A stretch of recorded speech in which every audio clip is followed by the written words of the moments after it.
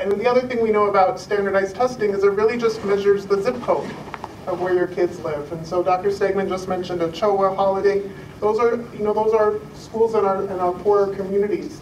And so what we need, what is important is that we know where each student is, where each school is, and that we hold our superintendent accountable. We definitely have goals. And we need to make sure that we, as Ms. Foster said, hold the superintendent and district accountable.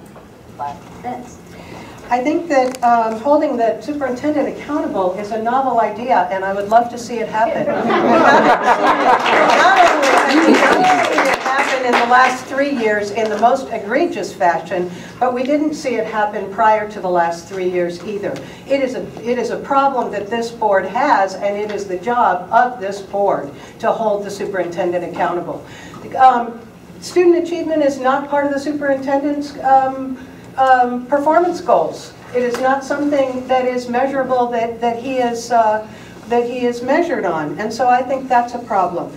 But I would start again. What a great idea! Let's start by supervising our superintendent. What a terrific idea! See, Crystal, we do agree.